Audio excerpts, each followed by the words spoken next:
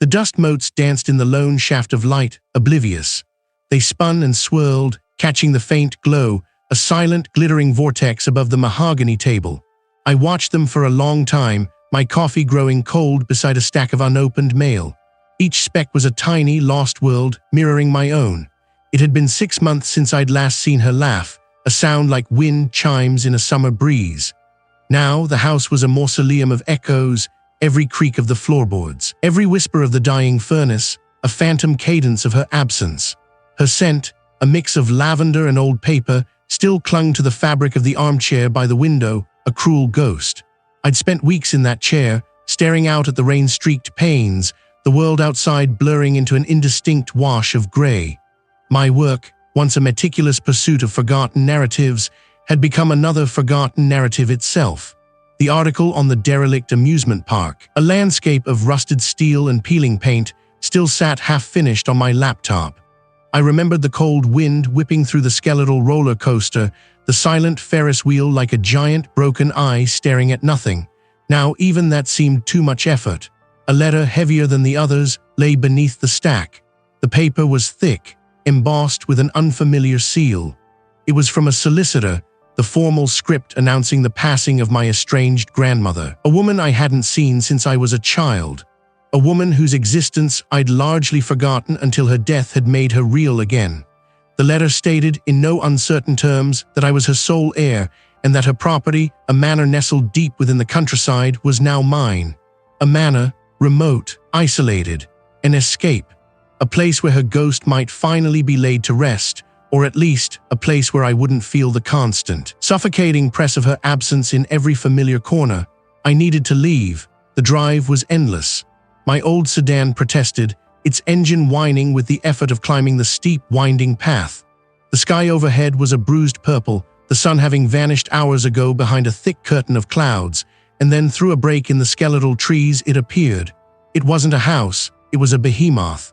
The iron gates, rusted and half off their hinges, groaned a welcome as I pushed them open. The driveway, once grand, was now a choked path of weeds and cracked flagstones, leading to a sprawling facade draped in ivy that seemed to actively consume the brickwork. A single broken gargoyle leered from a rain-streaked gutter, its stone face worn smooth by decades of weather, its empty eyes fixed on the encroaching dusk. I killed the engine. The sudden quiet was deafening, pressing in from all sides. The wind, a mournful thing, whistled through the eaves, a low, sustained hum that vibrated deep in my chest. The front door, a heavy oak slab studded with tarnished brass, resisted my push, then gave way with a groan that seemed to echo through the very foundations of the house. Inside, it was a cavern of gloom. The air was thick, stagnant, carrying the weight of generations of dust and unspoken words. My footsteps on the marble foyer floor sounded unnaturally loud, swallowed almost immediately by the vastness. Of course, I used my phone's flashlight. I walked further into the foyer, my breath fogging slightly in the frigid air. The silence was absolute, heavier than any I had known, a silence that felt less like an absence of sound and more like a deliberate presence. Then I heard it. I stopped, straining to listen, my heart suddenly thudding against my ribs. The beam of my phone's light wavered. Nothing, just the vast, echoing space. My grief, I told myself, my mind playing tricks. The isolation. But then the air around me seemed to thicken, to press in, and I felt a distinct, undeniable drop in temperature, localized, as if a window had suddenly opened to a winter storm right beside me. The scent of overripe fruit intensified, momentarily overwhelming the musty air. I spun around, the flashlight beam sweeping wildly across the shrouded furniture, the looming walls. There was nothing. Just the vast, empty hall. What was it trying to say? The dust motes still danced. A silent, swirling galaxy, long after the last heat had bled from my coffee. The stack of mail, mostly bills and advertisements addressed to a woman who no longer existed, remained untouched. My own reflection in the dark window pane offered no comfort, just a gaunt, hollow-eyed stranger staring back. I needed air, a reason to move, something other than the oppressive quiet of this house. The article commission had arrived weeks ago, a welcome distraction when the world felt like it was shrinking to the size of a coffin. Documenting the derelict amusement park, the publisher had said, for a piece on forgotten urban spaces. A macabre beauty, they'd called it. The The air at the park had tasted of salt and decay, a metallic tang from the rusting steel and the distant ocean. The roller coaster tracks, skeletal against the gray sky, groaned in the wind like ancient bones. Paint peeled from the carousel horses, their glass eyes staring blankly at nothing. I remembered the sickening sweet smell of cotton candy, the tinny music that used to blare from hidden speakers, the shrieks of manufactured joy. Now only the wind whistled through fractured windows of ticket booths and the rhythmic clanking of a loose chain somewhere in the overgrown weeds. Each click of my camera felt like an intrusion, a desecration of forgotten moments. I had focused on the details, the faded mural of a laughing clown, a single child's shoe half buried in sand near a crumbling swing set, the vibrant rust blooming across a discarded bumper car. It was a place where memories had died, not one where they lingered. Returning to the manor, the air felt thicker, heavier than before. The scent of old wood and something vaguely metallic, like forgotten coins, hung in the stagnant air. My grandmother's things, untouched for years, beckoned from behind closed doors. A fresh start, I had told myself, but the house felt more like an ending. I started with the drawing room, a vast space dominated by a grand piano draped in a sheet that billowed slightly as I opened the door. Dust motes, thicker here, danced in the weak light filtering through grimy windows. Each piece of furniture was a shrouded ghost. I pulled the sheet from a chaise lounge, releasing a puff of fine gray powder that caught in my throat. The velvet underneath was faded, the color of dried blood. On a side table, beneath a crocheted doily stiff with age, sat a small tarnished silver locket. It was cool against my palm. I pressed the clasp, and it sprang open with a faint click, revealing two miniature portraits. One was my grandmother, younger, her eyes sharp and knowing, a faint, unsettling smirk playing on her lips. The other was a man I didn't recognize, severe, with a neatly trimmed beard and eyes that seemed to bore into me even from the faded photograph. He wore a high-collared suit, the fabric barely visible under the yellowing varnish. A floorboard creaked upstairs. I froze, listening. Nothing. Just the house settling, I told myself, the old wood groaning under its own weight. My own nerves stretched thin. I moved to the study, a smaller room crammed with overflowing bookshelves. The air here was heavy with the scent of decaying paper and something else, something subtly sweet and cloying, like overripe fruit left too long. I ran my hand over the spines of leather-bound volumes, some so old their titles had worn away. Behind a particularly dense stack of what looked like 19th-century almanacs, I found a small wooden box. The wood felt unnaturally smooth, cool to the touch. No lock, no visible hinge, just a seam that suggested a lid. I tried to open it, my fingers fumbling, but it wouldn't budge. It felt sealed, or perhaps just stuck fast after decades of disuse. I set it down, a faint sense of unease stirring in my gut. As I turned from the shelves, the ornate gaslight fixture on the wall above me flickered once, then twice, before settling back into its dim, steady glow. A trick of the wiring, I reasoned. Old houses had character after all. I continued my exploration room by room, my footsteps muffled by thick, dusty rugs. Upstairs, the bedrooms were similarly preserved. My grandmother's room was austere. The bed covered with a patchwork quilt, a heavy wardrobe dominating one wall. I opened it, the scent of lavender and mothballs wafting out. Inside, among heavy wool coats and dresses, I found a small iron-bound chest tucked away on the bottom shelf. It was roughly square, about the size of a shoebox and surprisingly heavy. The metal was pitted with rust, and a thick, elaborate padlock, equally rusted, secured it. The keyhole was a mere slit, almost completely obscured by the corrosion. I tried to pry it open, my fingers scraping against the rough metal, but it was unyielding. Whatever was inside, it was meant to stay hidden.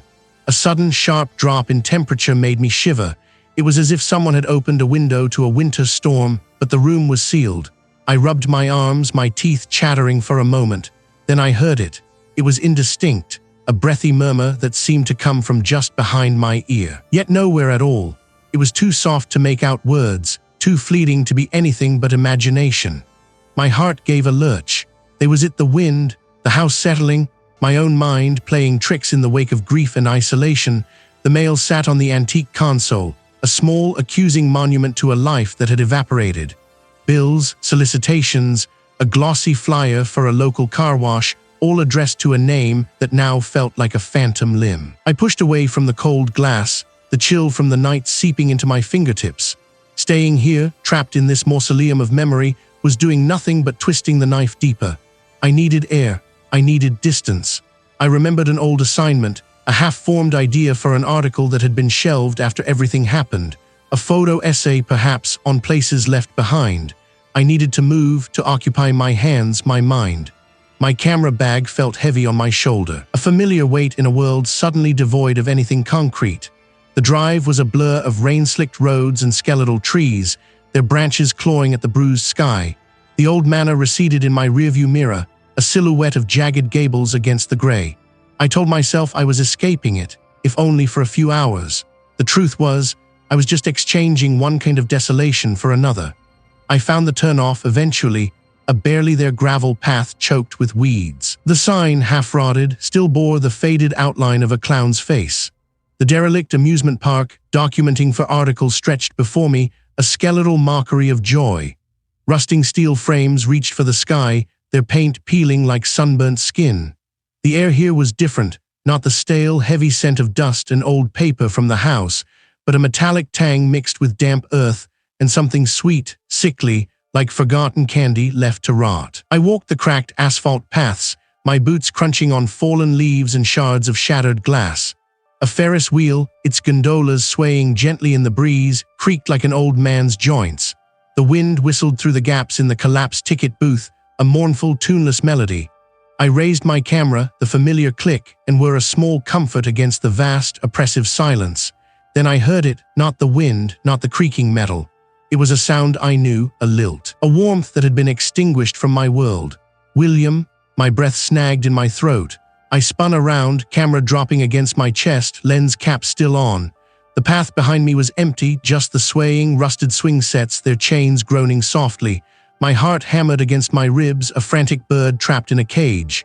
My palms grew slick. "William, what are you doing out here?" It was his voice, clear, playful, just as it had been before. I could almost feel her hand in mine, pulling me towards the abandoned bumper cars, urging me to play. I could see her, standing by the broken carousel, a faint smile playing on her lips, her hair catching the weak light. He was wearing the blue scarf, the one I'd given her. Her eyes, so full of life, fixed on me. My vision blurred, the world tilted. The carousel horses, their paint chipped and dull, seemed to shimmer, their empty eyes following her. I squeezed my eyes shut, pressing the heels of my hands into them until stars exploded behind my eyelids. No, this isn't real. I opened them again. He was gone. The carousel stood still, silent, a monument to forgotten laughter. The blue scarf, the smile, the light in her eyes all vanished. My legs felt like water. I stumbled backwards, bumping into a defunct game booth, sending a shower of splinters to the ground. Grief, I told myself. Exhaustion. My mind was playing tricks. Desperate for what it had lost. It had to be. I clutched the camera, its weight suddenly unbearable. I pulled out my phone, my fingers fumbling with the cold metal. I needed a voice, a real voice, to anchor me. I called a colleague, a man I'd known for years, a photographer who understood the pressures of the job. "William, you all right, man? Haven't heard from you in ages." His voice was gruff, practical, full of the mundane world I felt I was losing touch with. "Yeah, just. I'm out at that old park, you know, the one we talked about, for the article." My voice sounded thin, reedy, even to my own ears. "Oh, right, the one with the creepy clown face. Still on that, thought you'd be taking it easy." There was an awkward pause, a clear implication of my recent loss. "Look, man, I'm slammed. Gotta shoot in half an hour. Everything okay?" "Yeah, fine, just." He wasn't really asking. He was just being polite, trying to get off the phone. "Good to hear. Get some good shots. Talk soon." He hung up before I could say anything else. The dial tone hummed in my ear, a flat, indifferent sound. I felt more alone than before. I walked back to my car, the camera still dangling uselessly.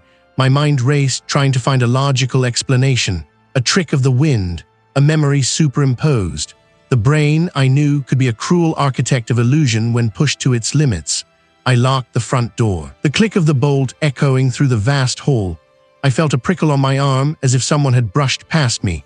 She misses I, my breath hitched. My entire body stiffened. I stood in the middle of the hall, listening, straining for any sound. Nothing, just the settling of the old house.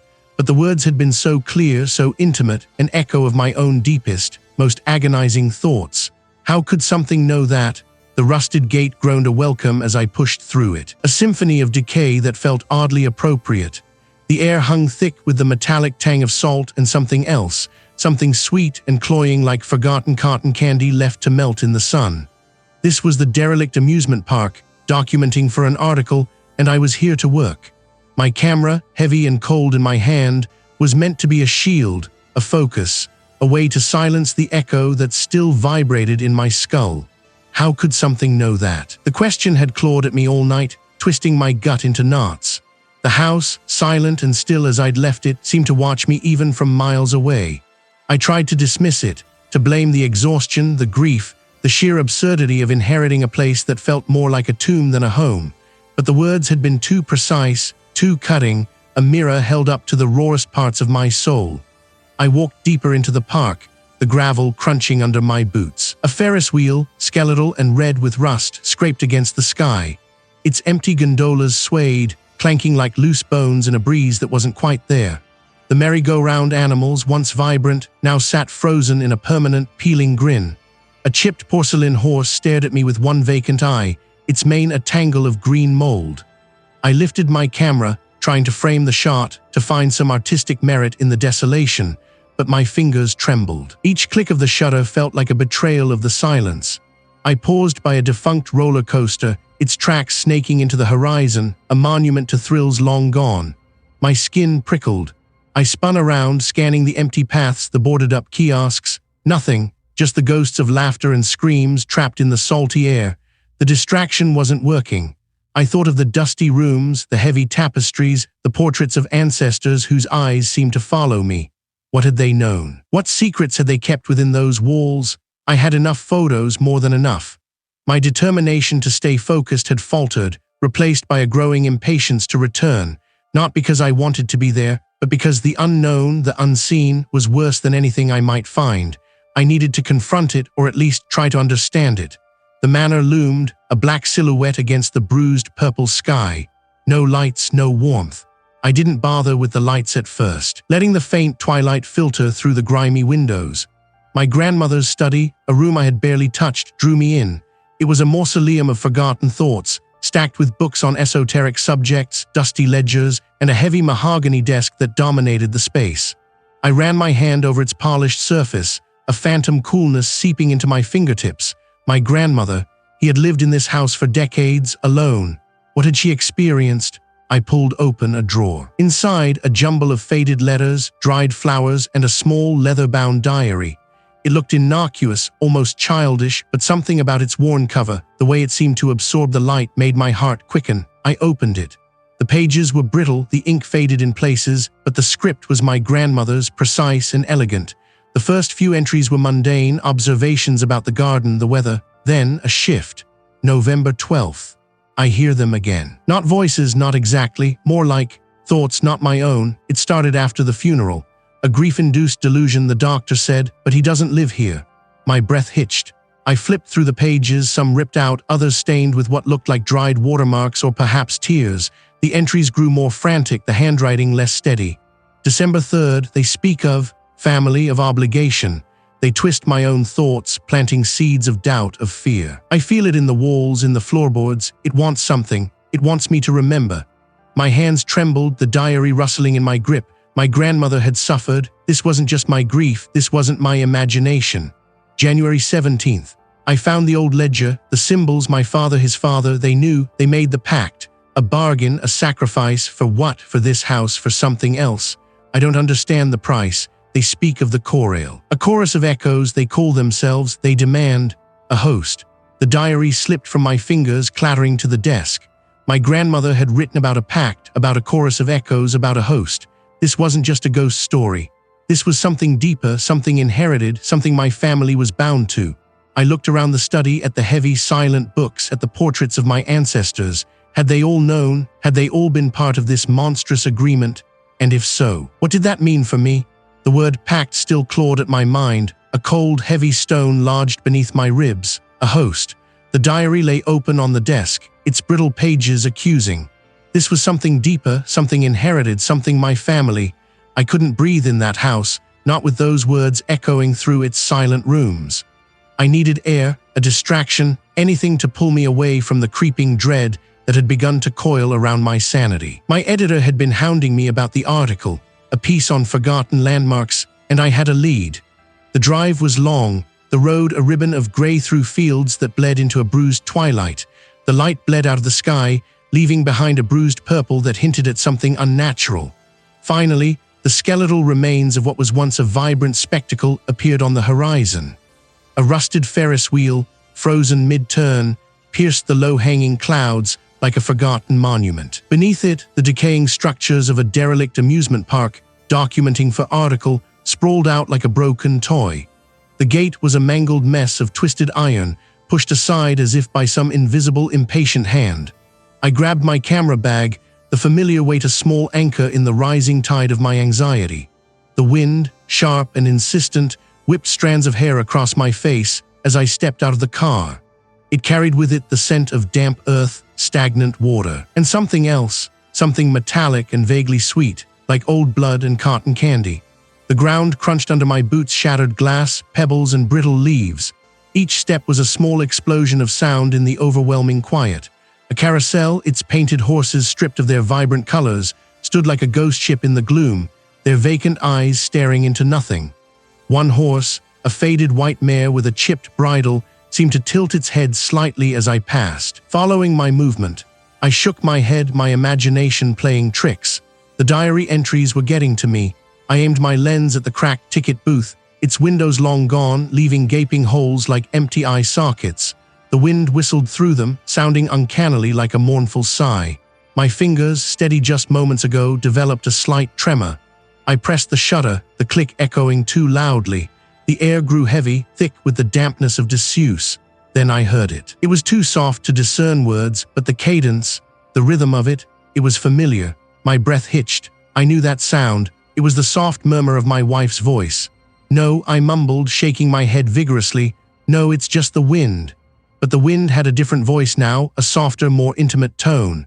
It brushed against my ear, a phantom touch, and I swore I felt the ghost of her perfume, faint and sweet, just for a moment before it vanished. My heart began to pound, a frantic drum against my ribs. I spun around, camera forgotten, scanning the broken landscape. Nothing, just the rusted skeletons of rides, the encroaching weeds, the deepening gloom. My mind was playing tricks. It had to be, the grief, the isolation, the diary. It was all coalescing into some terrible waking nightmare. I tried to focus, to rationalize. The wind, the acoustics of the decaying structures, my own frayed nerves. I forced myself to walk towards the funhouse, its entrance a gaping, toothless maw. Perhaps the distorted mirrors would offer a compelling shot for the article. A symbolic image of a shattered past. Inside, the air was stiller, heavier, thick with the dust of decades. Moonlight filtering through a broken skylight painted the warped mirrors in shifting silver and gray. My reflection was a caricature stretched, compressed, twisted into something unrecognizable. I raised my camera, trying to capture the eerie distortion. As I peered through the viewfinder, my own reflection stared back, grotesque and elongated. But then in the mirror just behind it, a different figure began to coalesce. Not a reflection of me, but something else entirely. A woman. Her outline wavered, shimmering like heat haze off asphalt, then solidified. It was her, my wife. My breath caught in my throat, a painful gasp. She stood there in the warped glass, her form tall and slender. Dressed in the summer dress I remembered so vividly, the one she wore on our last vacation. Her hair, the exact shade of burnished copper, spilled over her shoulders. A ghost, a trick of light, my mind finally breaking, she smiled. The smile stretched impassibly until it seemed to tear at the corners of her mouth, revealing teeth that were too long, too sharp, like slivers of obsidian.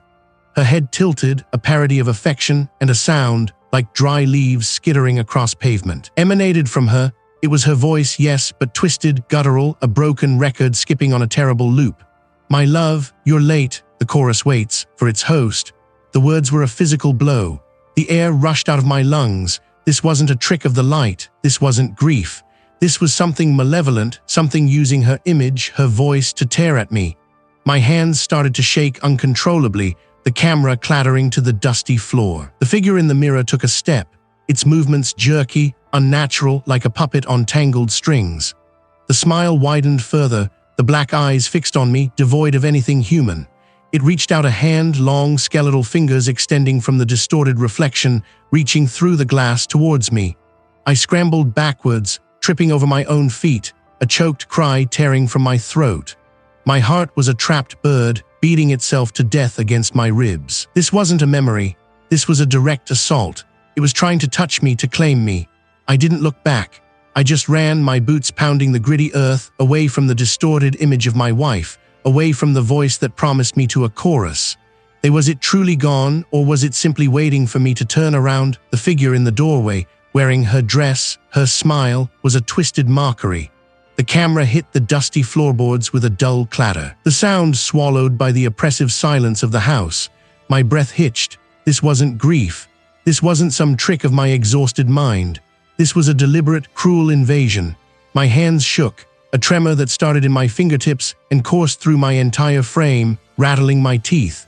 I could feel the cold sweat prickling my scalp, a stark contrast to the sudden, icy draft that snaked around my ankles.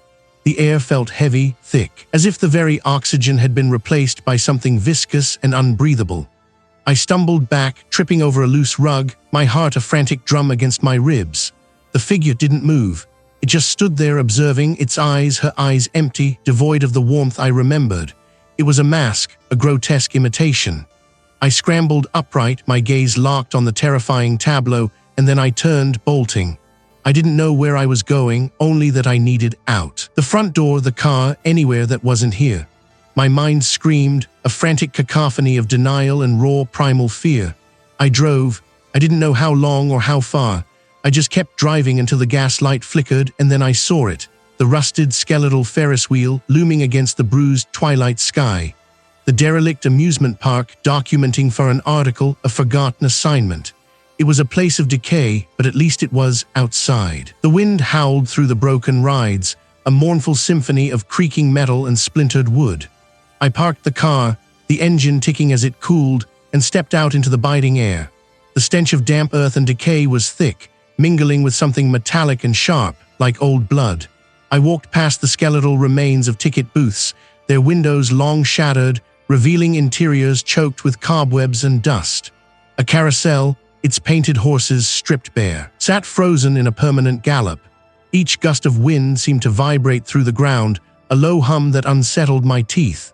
I pulled out my camera, the one I hadn't even picked up since dropping it in the house. My hands were still unsteady, but the act of framing a shot, even of this desolate landscape, offered a strange, fleeting sense of purpose. I focused on a swing ride, its chains dangling like broken promises, swaying gently in the unseen currents of air. Less suffocating, it wasn't just a haunting, it was a deliberate torment. It wanted something, and I needed to know what. I couldn't run forever. I had to understand. I had to fight back. The memory of her face, twisted into that vacant stare, was a brand on my soul. I needed answers. I started in my grandmother's study, a room I'd barely touched. Dust motes danced in the single beam of moonlight slicing through a grimy window pane. The air was thick with the scent of aged paper and something else, something faintly herbal and bitter. I pulled out every book, every ledger, every brittle photograph album. The shelves groaned under the weight of forgotten histories. My fingers, still trembling, brushed against faded leather bindings, brittle pages. I found old local newspapers, their headlines yellowed and crumbling, detailing mundane events interspersed with odd, brief mentions of unexplained disappearances or sudden madness afflicting families from the surrounding woods. One article, dated nearly a century ago, spoke of a prosperous farmer who simply vanished, leaving behind a bewildered wife and a note filled with indecipherable scrawls. I dug deeper into the family archives. My grandmother's journals, written in a spidery, elegant hand, initially spoke of daily life, recipes, garden plans. References to the calling, the hunger from beyond the veil, and the pact began to appear. She wrote of strange dreams, of music that wasn't music, of faces that shifted in the corners of her vision. And then there were the names, scrawled repeatedly, sometimes crossed out, sometimes underlined with a frantic intensity.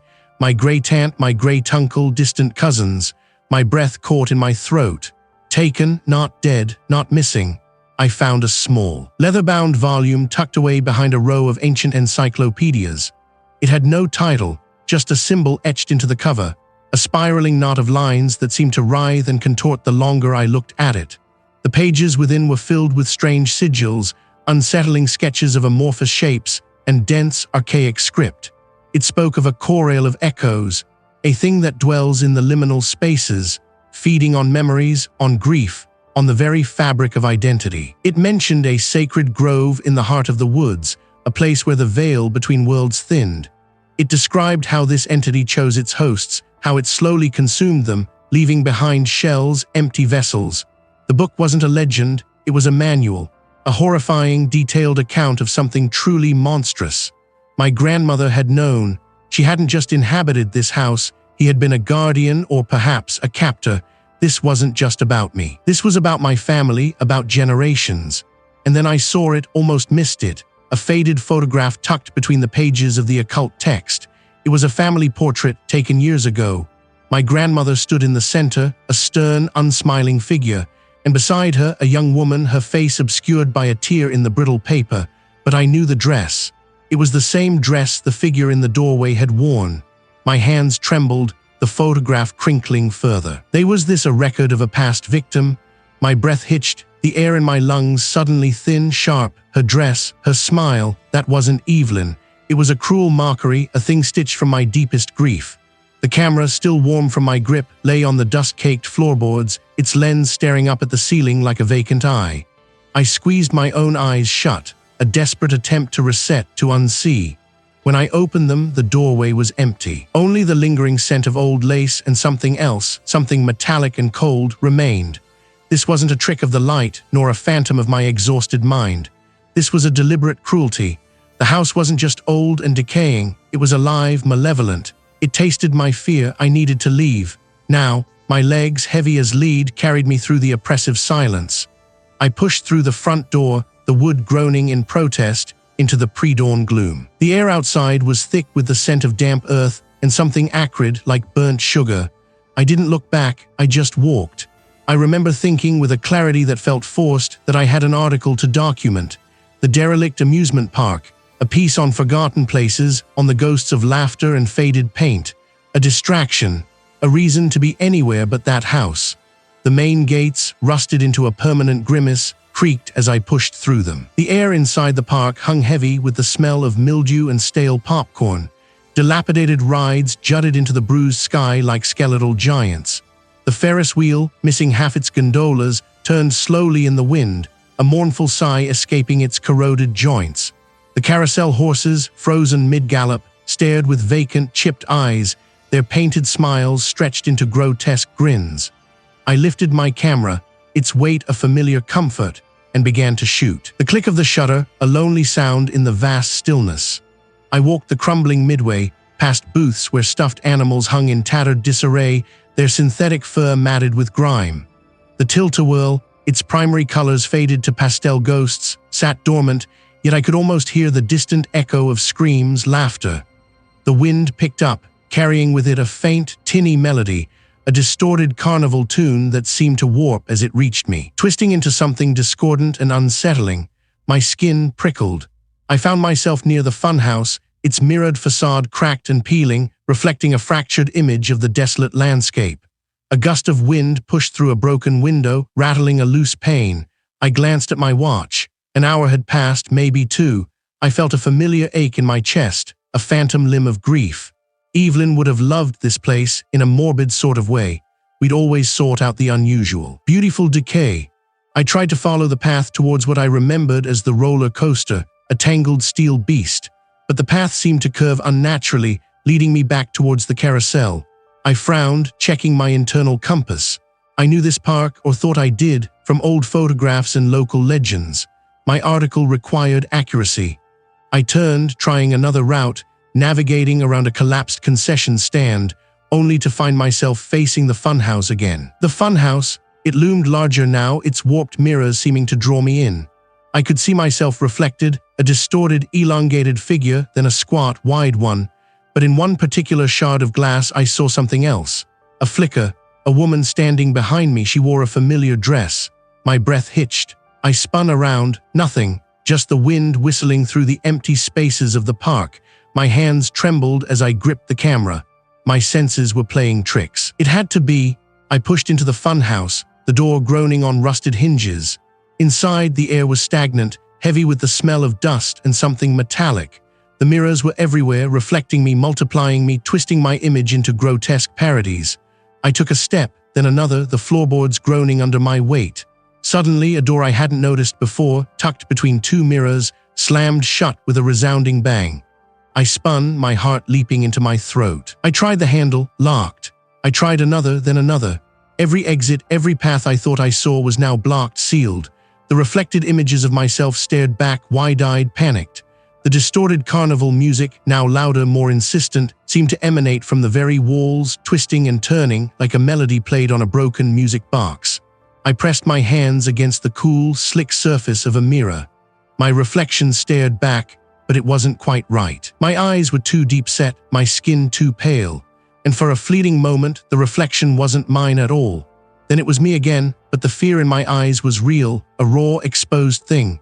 The funhouse wasn't just a funhouse anymore. The paths inside were shifting, the mirrors closing in, leading me deeper into a labyrinth that defied logic. I felt a profound sense of disorientation, as if the very ground beneath my feet was unstable. I tried to remember why I was here, what article I was meant to write. The details blurred, faded, replaced by the persistent, sickening melody. My head throbbed, I was sweating, my clothes clinging to me. How long had I been inside? Minutes, hours, days? The light filtering through the grimy windows outside seemed to shift, growing brighter, then dimmer, as if the sun itself was caught in a frantic, impossible dance. This wasn't just a derelict amusement park. This was a cage, built from my own unraveling mind. But how had I gotten here, and why did it feel so much like I had never truly left the house at all? I squeaked. A strangled sound, raw and unfamiliar, clawing its way from my throat. Evelyn's face, her dress, her smile, it was a twisted echo, a thing woven from the threads of my deepest sorrow. My chest seized. My lungs burned, air refusing to fill them. I stumbled back, my heel catching on something unseen, and crashed against the wall, the impact jarring my teeth. The house felt colder. Suddenly, the silence deeper, more predatory. I needed out. The escape, ironically, led me to another kind of decay. I had an article to finish, a commission I'd taken weeks ago, before the world tilted on its axis. Documenting the forgotten corners of the city, they'd said. A distraction, I'd hoped. I drove until the asphalt crumbled into gravel, until the skeletal remains of a Ferris wheel clawed at the overcast sky. This was the derelict amusement park, documenting for article, a place swallowed by rust and weeds. The entrance gate hung crookedly, a single iron hinge groaning softly in the breeze. I pushed through, the metal shrieking a protest that scraped against my nerves. The air here was thick with the scent of damp earth, decay, and a faint, cloying sweetness I couldn't place. My boots crunched on scattered pebbles and shards of broken glass. The silence was profound, broken only by the whispers of the wind sifting through defunct rides. A carousel, its painted horses flaking, stood frozen mid-gallop, their vacant eyes staring into the overgrown distance. A swing ride, its chains rusted solid, dangled like forgotten nooses. I pulled my camera from its bag, the weight familiar, a small anchor in the rising tide of unease. My hands, however, trembled slightly. I tried to focus, to frame the shot of a roller coaster track snaking through a tangle of thorny bushes, its metal spine corroded. Click. The sound was too loud in the stillness. I moved deeper, past a ticket booth choked with ivy, its windows long shattered. Each step felt heavy, as if the ground itself resisted my presence. The temperature here was noticeably cooler than outside the park's perimeter, a chill that seeped into my bones, despite the heavy jacket I wore. I found a relatively clear spot beneath the decaying arch of what might have once been a funhouse entrance. Dust motes danced in the sparse light filtering through the grimy glass. I pulled out my notebook, the one I'd filled with notes from the manor, hoping to cross-reference some of the strange symbols I'd found carved into the old furniture. My fingers, still faintly sticky with dust from the house, traced the rough paper. A specific passage from my grandmother's journal, scrawled in a frantic, spidery hand, caught my eye, always the price. They demanded and we gave, not blood, not gold, but anchorage, a vessel, a conduit. To keep the greater horror at bay, we chained a lesser one to our line, one of us every few generations to hold the gate, to be the eye, the ear, the mouth. My breath hitched. The blood-bound, the chosen, they will see the echoes, they are the designated, they are the anchor. The chorale demands its voice. Demands him, my vision blurred, him. The word screamed in my mind, a siren of ice. He is the chosen one. The pages slipped from my trembling fingers, fluttering to the damp earth. No, it couldn't be. I wasn't just a victim, not just someone caught in the crossfire of ancient transgressions. I was the target, the designated, the host. My stomach churned, a wave of nausea washing over me. My hands clenched into fists, nails digging into my palms. A low, guttural creak echoed from the skeletal Ferris wheel, not from the wind, but from within its rusted frame, a sound like grinding teeth. The air grew heavy, thick with that cloying sweetness again, but now it carried an undertone of something metallic, like old blood. The carousel horses, their paint flaking like diseased skin, seemed to turn their vacant eyes towards me. It didn't walk, it simply extended. I scrambled back, tripping over a loose plank, my back hitting the decaying wall of the funhouse with a dull thud. The structure vibrated around me, a low hum starting deep within its corroded metal. From the very air around me, a cacophony of overlapping voices, each one a distorted echo of Evelyn's last words, then my grandmother's frantic warnings, then 1,000 other voices I didn't recognize, all coalescing into a single, resonant hum that vibrated through my bones. They were singing, the chorale, and I was their designated voice. The shadow from the funhouse now filled the archway, a gaping maw of deeper darkness. It wasn't a trick of the light, it was there, solid yet ephemeral. The cloying sweetness intensified, gagging me. It was waiting for me. What did it want me to do? What did it mean to be its anchor? My hands still trembled, the brittle paper from the journal scattered around my feet. The chosen one. The words had burrowed deep. A parasitic whisper in the marrow of my bones. No, I wouldn't be, not me, not after everything. A cold resolve, sharp as a sliver of glass, pierced through the fog of my grief. Escape, now. I scrambled to my feet, ignoring the ache in my joints, the grit of damp earth clinging to my trousers. The manor, a gaping maw behind me, seemed to breathe. I didn't look back. My car keys, a forgotten weight in my pocket, felt like a lifeline. I had to get out. Away from the echoing halls, away from the creeping shadows that weren't shadows, away from the presence that hummed just beyond the veil of sight. The old sedan sputtered to life with a groan, the engine catching on the second try. Relief, thin and fragile, fluttered in my chest. I jammed the gear shift into reverse, tires spitting gravel as I tore down the winding driveway. The iron gate, usually a formidable barrier, stood ajar, as if inviting me out or mocking my futile attempt. I didn't care. I pushed the accelerator, the old car rattling like a dying beast, but moving forward, away. The dirt road stretched before me, a tunnel of dense, skeletal trees. I gripped the steering wheel, gripped tight, my eyes scanning the rearview mirror. I was doing it. I was getting away. My destination was clear, the derelict amusement park. I'd been meaning to go, to document its decay for an article, to find some semblance of normalcy in its forgotten rides and peeling paint. It was a tangible place, a place outside the manor's suffocating grip. I pictured the rusted Ferris wheel, the silent carousel, a symbol of a world that once was, a world I could still be a part of. The road twisted, familiar yet subtly wrong. The trees seemed to press closer, their branches forming skeletal fingers that scraped against the car's windows. I checked the odometer. I should have reached the turnoff by now. My heart began to thrum an uneasy rhythm against my ribs. Had I missed it? No, impossible. I'd driven this road 100 times since arriving. A low, guttural growl vibrated through the floorboards, not from the engine. It was deeper, more resonant.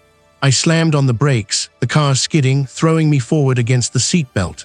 Then I saw it.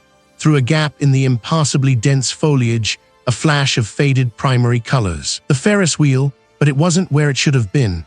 It was closer, impossibly so, looming over the trees like a skeletal giant, its rusted gondolas swaying in a wind I couldn't feel. And the road I was on, it didn't lead to it. It led into it. The asphalt beneath my tires dissolved into cracked concrete, overgrown with weeds. The car lurched, the tires struggling for purchase as I drove onto what was unmistakably the park's main promenade. Peeling paint, faded murals of grinning clowns, and warped funhouse mirrors lined what should have been the road. This wasn't right. I hadn't turned, I hadn't deviated. The road had simply become this. The car died with a final, shuddering cough. Silence descended, thick and suffocating, broken only by the distant, rhythmic creak of the Ferris wheel and the faint, tinny echo of carnival music, distorted and slow like a dying music box. My hands were shaking again, a violent tremor that spread through my entire body. I fumbled for the door handle, desperate to get out, to run back the way I came, but the park stretched endlessly around me. The rides, though still and rusted, seemed to vibrate with a latent energy. The carousel horses, their painted eyes vacant, appeared to watch me. The air grew heavy, a pressure building behind my eyes, in my ears. It was a ripple in the air, a distortion, a blankness that absorbed light. It stretched, elongated, then snapped back like a whip. I tried to restart the car. The key turned uselessly. The dashboard lights flickered, then died completely. I was trapped. The ripple solidified, or rather, it became more defined in its absence of definition. It was a towering, shifting form, like heat haze given malevolent consciousness. It advanced slowly, deliberately, the air around it growing impossibly frigid. I could hear a sound now, a low, resonant thrum, like 1,000 muted voices humming in unison, a chorus of echoes. Panic clawed at my throat. I threw open the car door and stumbled out, gasping for breath. The ground was uneven, littered with cracked asphalt and sharp debris. I turned to run, but the world tilted. The Ferris wheel, the concession stands, the carousel, they all seemed to spin around me, faster and faster, blurring into a vortex of faded color and decay. A tremendous force, invisible but undeniably physical, slammed into my chest. The air left my lungs in a strangled gasp. I fell, my head hitting the concrete with a sickening thud. Stars exploded behind my eyes. I tasted blood, metallic and hot, on my tongue. My vision swam, the amusement park twisting, dissolving, then reforming. When the world settled, I was no longer in the park. I was back on the gravel driveway, my car a mangled wreck against one of the ancient oak trees that lined the Manor's entrance. The front end was crushed, the windshield spiderwebbed. My body ached, a symphony of bruises and throbbing pain. My left arm lay at an unnatural angle. I tried to push myself up, but my muscles screamed in protest. The Manor loomed before me, its windows like vacant eyes, watching. It hadn't let me go. It never would. I was back, and I was broken. What did it want with me now that I was truly its captive? No, I wouldn't be, not me. A cold resolve, sharp as a sliver of glass, pierced through the fog of grief, confusion, terror. It was all a single, suffocating blanket, but beneath it a tiny ember glowed, defiance. I spent the next hours, perhaps days' time, had lost all meaning, sifting through the remaining journals. My eyes burned, tracing the faded ink, the frantic scrawl of distant relatives. Their pleas, their warnings, their eventual descent into the very madness I now felt clawing at the edges of my own perception. The air itself felt heavy, thick with unspoken history, with the accumulated weight of generations of fear. I could almost taste the dust and the metallic tang of old blood, a phantom sensation that clung to the back of my throat. The entity, the chorale of echoes, as they called it, wasn't just a haunting. It wasn't just a presence. It was a hunger, a slow, insidious consumption. It didn't want to kill, not in the way a common spirit might. It wanted to replace, to unravel the mind, thread by delicate thread, until the host was an empty shell, a marionette animated by its will, its consciousness a new anchor for its dissonant chorus in this reality. It fed on the raw material of grief, on the sharp edges of loss, on the very fabric of memory. My wife's death, my shattered peace, my fractured mind, these were not incidental. They were an invitation, a feast. A specific passage, etched in a precise, almost clinical hand, caught my eye. It was from an ancestor I didn't recognize, simply referred to as the cartographer. He spoke not of banishment, but of misdirection. Of a vessel of concentrated sorrow, a mirror of twisted joy, capable of drawing its attention, of offering a false anchor. A momentary diversion, perhaps, or a tool to sever its hold. The description was maddeningly vague, yet specific enough to spark a flicker of recognition. It needed something potent, something steeped in the very emotions it craved, but in a form it could not fully assimilate. Something, abandoned, my mind, for all its recent torment, latched onto a memory, an assignment I'd taken months ago before everything changed. A photography piece on forgotten places. It was a graveyard of joy, a monument to childhood dreams left to rot. And in its heart, a particular carousel horse, its painted eyes chipped, its wooden body splintered, yet still frozen in a grotesque gallop.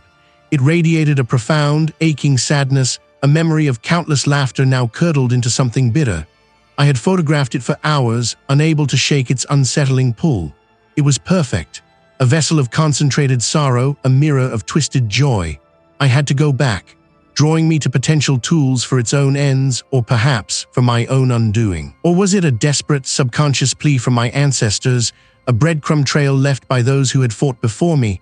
I rose, my body stiff, my clothes clinging to me. I ignored them or tried to. My resolve had hardened into something brittle but unyielding. I gathered what little I thought I might need. A sturdy bag, a few tools for extraction, a lantern against the encroaching gloom. Every floorboard creaked underfoot. Every gust of wind rattled the panes like skeletal fingers. My old truck, a faithful companion through better times, felt like a coffin on wheels. The engine hummed, a low, nervous tremor that matched my own. The moon, a sliver of bone, offered little light as I turned off the main road onto a gravel path, the sign for the derelict amusement park, documenting for article long since fallen and half-buried in weeds.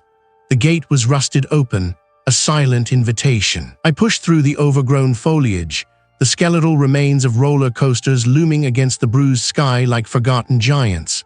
The wind, a mournful sigh, whistled through the empty concession stands, stirring up dust and the phantom scent of stale popcorn, too deep, as if the world held its breath around me. I found the carousel, its vibrant colors long since bleached to a sickly pastel. The horse was exactly as I remembered it, its chipped paint like weeping scars, its glass eyes staring into nothingness. It was heavier than I anticipated, rooted deep into its rusted mechanism. The metal groaned as I worked, a low, drawn-out wail that seemed to echo from the deepest parts of the park, carrying a chorus of forgotten laughter and screams.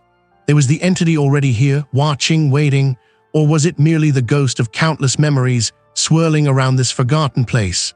Finally, with a protesting shriek of rusted metal, the horse came free. Its vacant gaze seemed to follow me as I stumbled back through the park, the wind now carrying not just dust, but something else. A faint, dissonant hum like distant, broken music. Back in the manor, the carousel horse sat on the dusty table, its presence immediate and unsettling. I laid out the cartographer's final, desperate instructions, a series of symbols to be drawn, specific objects to be arranged, and the horse placed at the center. It was a gamble, a desperate, last-ditch effort, but what would happen when the final piece was in place? The brittle paper from the journal was tucked deep in my pocket, its edges chafing against the fabric as I walked. The chosen one. The words still echoed, a persistent itch behind my eyes. No, I wouldn't be, not me. The cold resolve that had settled in my chest was still there, a hard, unyielding knot. It had led me here, to this place, away from the suffocating presence of the house. I needed to clear my head, to find some semblance of the ordinary before I faced the extraordinary. I was at the derelict amusement park, documenting for an article. The air here was sharp, carrying the scent of damp earth and corroded metal. A biting wind whipped around the skeletal remains of the Ferris wheel, making the rusted spokes groan like an old man's joints. Beyond it, the ocean, gray and unforgiving, stretched to a horizon that seemed to swallow the light. The park was a graveyard of laughter, a testament to forgotten joy. Broken ticket booths leaned precariously, their windows shattered like vacant eyes. A carousel, stripped of its painted horses, stood stark and empty, its central pole reaching like a skeletal finger towards the bruised sky. My camera felt heavy in my gloved hands, a futile barrier against the encroaching chill. I lifted the lens, focusing on a faded clown face painted on a cracked wooden panel. I needed to focus, I needed to think. The journal had spoken of a way, a counter-ritual, a breaking of the pact. It was vague, shrouded in cryptic language, but I had enough to fight. A high-pitched squeal sliced through the quiet. I flinched, dropping the camera strap, my breath catching. It came from the direction of the roller coaster, a sound like tortured metal. I told myself it was just the wind vibrating through a loose piece of track. It had to be. My rational mind, however thin and worn, clung to that explanation. I took a deep breath, the cold air burning my lungs, and forced myself to walk towards the sound, camera ready. The tracks of the roller coaster snaked into the sky, a tangled mess of rust and peeling paint. Below, the entrance arch was a gaping maw, its faded sign barely legible. The Serpent's Coil. A fitting name, I thought, for the thing that had coiled itself around my family. The wind picked up, swirling grit around my ankles. I felt a tremor, not in the ground, but in the air itself, a ripple that distorted the distant view of the ocean. The waves seemed to shimmer, then stretch, impossibly tall before snapping back into place. My stomach clenched, then I heard it again. It was a chorus, faint at first, then growing louder, a discordant symphony of voices, overlapping and indistinct. It was the chorale. It was here. My heart hammered against my ribs, a frantic drum against the cage of my bones. I took a step back, my boots scuffing on loose gravel. The clown face on the panel to my left seemed to twist, its painted smile stretching wider, its eyes following me.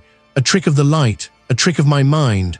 I clutched the camera, my grip tight. This was it. The house hadn't kept it contained. It had followed me, or perhaps it was never truly confined at all. I remembered the journal's scrawled diagram. The crude symbols meant to repel, to sever. The smell of rust was suddenly overshadowed by something cloying, sweet, like stale perfume and decaying flowers. My head began to throb. The ground beneath my feet felt soft, yielding like damp soil instead of concrete. I looked down. They coiled around my boots, delicate but insistent. The amusement park was dissolving, bleeding into something else. I pulled out the pages, frantic. The symbol, I had to draw it, etch it, manifest it somehow, but on what? Everything around me was shifting. The roller coaster tracks above me began to twist, not with the wind, but with an impossible fluidity, bending and reshaping into arches and columns that bore a terrifying resemblance to the decaying woodwork of the Manor's grand hall. The clown face on the panel was no longer a clown. It was my grandmother, her eyes wide and vacant, her mouth a silent scream. My knees buckled. I dropped the camera. The journal pages fluttered from my grasp, landing on the rapidly spreading soil. I closed my eyes, pressing my hands to my ears, trying to shut out the cacophony. It was too much. This was the maelstrom. It wasn't just in the house. It was here in me, around me, everywhere. The counter-ritual, I had to do it. I had to. I opened my eyes. The amusement park was gone. I was standing in a vast, echoing space, the air thick with dust and the scent of old wood. Broken furniture lay scattered, draped in cobwebs. The walls around me were peeling, revealing layers of ornate wallpaper. A grand staircase, half collapsed, loomed in the distance. The manor, I was back, or was I, my wife's laughter, my grandmother's stern words. I was surrounded by echoes, by the chorale. They were here in the heart of the house, which was now this vast, impossible space, a nexus of all that was and all that had been. I saw a flickering light in the distance, a faint glow emanating from what looked like a half-collapsed doorway. I had to get there. I had to draw it. I had to fight. My legs felt like lead, but I forced myself to move, stumbling over debris, the voices swirling around me trying to pull me down, to drown me in their collective sorrow and hunger. Was this truly the manor, or just another trick of the fading light? No, I wouldn't be, not me. The cold resolve that had settled in my chest was still there, a knot of ice hardening my resolve. I had come to the derelict amusement park, documenting for an article, but the truth was, I had come to finish this. The wind, a raw, biting thing, whipped around me, carrying the scent of damp earth and decay. It rattled the skeletal remains of what was once a Ferris wheel, groaning like a dying leviathan. Rust-streaked metal structures loomed against the bruised sky, their faded paint peeling in strips like sunburnt skin. A carousel, its painted horses eyeless and chipped, stood frozen in a permanent, silent gallop. The air tasted of metallic dust and the faint, sweet rot of something long dead beneath the cracked asphalt. My boots crunched on scattered gravel and broken glass, each step a sharp punctuation in the oppressive quiet. This place was a monument to forgotten joy, and that made it a perfect canvas for the thing that fed on absence. I had to believe it. I had to. A low hum, a vibration more felt than heard, began to pulse through the ground beneath my feet. It was subtle at first, like the distant thrum of heavy machinery, but it grew, seeping into the soles of my boots, crawling up my legs. The air shimmered, the outlines of the rusted roller coaster tracks blurring at the edges. My vision swam, and for a fleeting moment, the skeletal Ferris wheel seemed to spin, its empty gondolas swinging wildly before snapping back to stillness. Just a trick of the light, I told myself, a symptom of exhaustion. But my breath hitched, not distinct words, but a chorus of faint, overlapping voices, like 1,000 people murmuring just beyond the range of comprehension. They were soft, insidious, like static on an old radio, and they burrowed into my skull. My temples began to throb. "No," I muttered, my voice thin against the rising din. I clutched the journal in my pocket. The instructions were clear. If terrifying, it wasn't about fighting it with strength, but with a different kind of will. A sacrifice. The hum intensified, vibrating in my chest, making my teeth ache. I heard her name, or a sound like it, pulled and stretched into a grotesque echo. Then a fragment of a lullaby she used to sing, distorted off-key like a broken music box.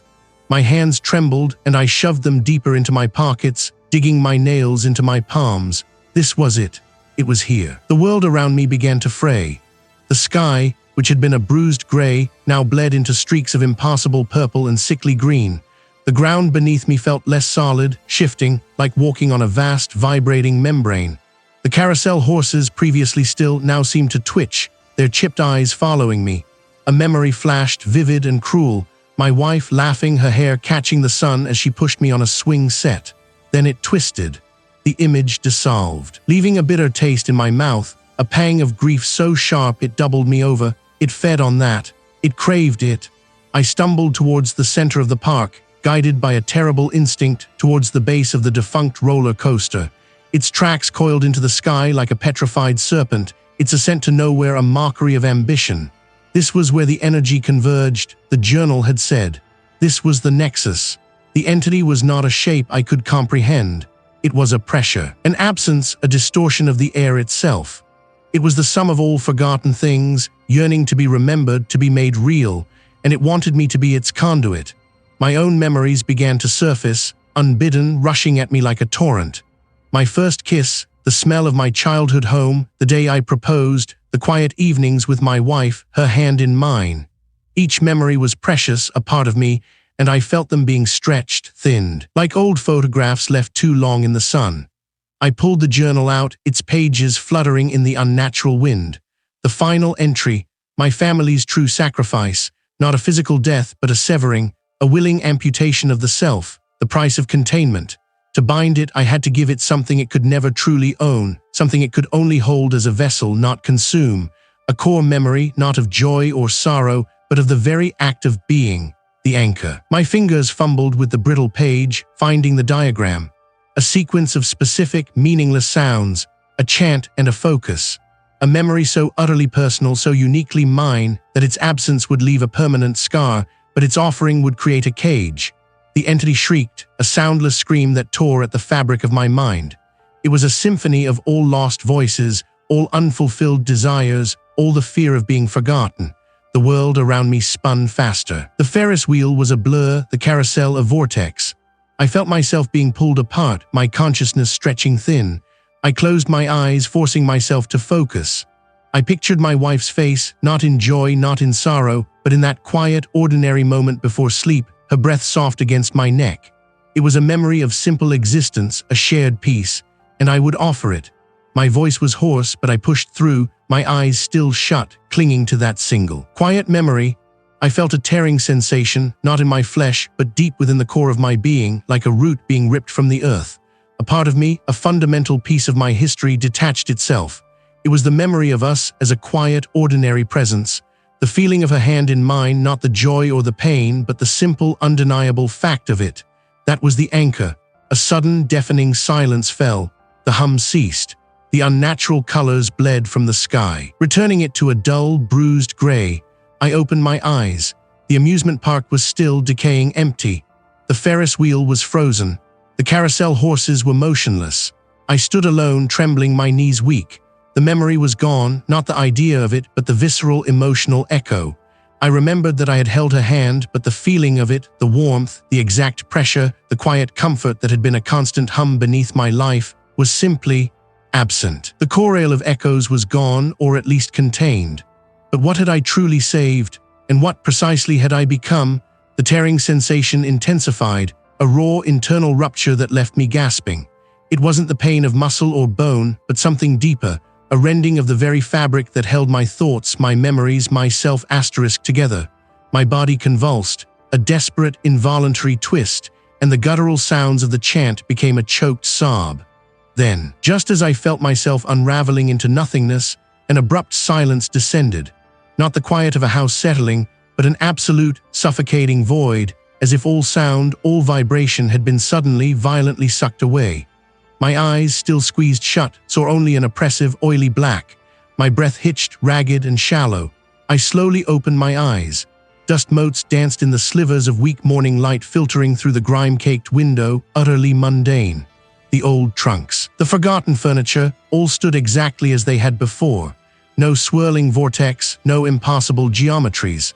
I pushed myself up, my limbs trembling, each movement a laborious effort against an invisible weight. I felt as if an essential part of me had been scooped clean, leaving a resonant cavity. Had it worked? Had I truly banished it, or merely driven it back into the unseen corners of the manor? Days blurred into a haze of exhaustion and a cautious, disbelieving calm. The house was quiet, too quiet perhaps, nothing. I found myself breathing easier, a tentative, fragile relief blooming in my chest. I tried to resume a semblance of normal life. I ate. I even started to pack some of my grandmother's belongings, the mundane task a balm to my frayed nerves. The old manor, stripped of its malevolent aura, felt like just an old house now, decaying and forgotten, but no longer a living tomb. Yet, something was different, not in the house but in me. My senses, once heightened to the point of agony, were now sharper. Colors seemed more vivid, the scent of damp wood and decaying fabric more potent, almost overwhelming. Sounds, even the distant chirping of crickets or the rustle of leaves outside, registered with an unsettling clarity, as if amplified. It was like a memory of sound, an echo of something vast and ancient. I started leaving the house more, seeking solace in the mundane, the ordinary. The familiar world felt like an anchor, grounding me after the terrifying unreality I had endured. A colleague from the local paper, a woman with kind eyes and an insatiable curiosity, had suggested I write an article, a piece about the forgotten corners of the county, the places time had left behind. It was a distraction I desperately needed, which is how I found myself, weeks later, standing amidst the skeletal remains of a derelict amusement park, documenting for an article. The air was heavy with the scent of rust and damp earth, a cloying sweetness of decay that mingled with the faint, metallic tang I'd come to associate with my own internal landscape. The once vibrant carousel horses, now faded and chipped, stared out with vacant, painted eyes. The roller coaster tracks snaked upwards, a rusting skeleton against a bruised sky, its metal groaning faintly in the shifting breeze. I walked slowly, my camera clicking, capturing the melancholy beauty of the forgotten rides. I could almost hear the phantom echoes of laughter, the shouts of children, the tinny music of a calliope. It was a sadness, a nostalgia for what once was. But then a new sound began to filter through the mundane decay. A low hum, familiar in its resonance, that seemed to emanate not from the rusting rides, but from the very ground beneath my feet. I paused, my camera lowered, my breath catching. I looked around, my eyes scanning the skeletal structures, the peeling paint, the broken glass. There was nothing, just the wind whistling through a broken Ferris wheel and the faint, almost imperceptible hum that was growing stronger, deeper. It wasn't a sound I heard with my ears anymore, but a feeling, a vibration that pulsed through my entire being. And with it came a strange, unsettling clarity, a sudden, vast understanding of the decay around me, of the forgotten joy, the lingering sorrow, as if I could taste the emotional residue of every person who had ever walked this ground. The amusement park wasn't just derelict, it felt aware. And I, standing in its midst, felt like a tuning fork, vibrating with a frequency that was both ancient and utterly new. Had I truly banished the echoes, or had I merely become their new, unwilling conductor?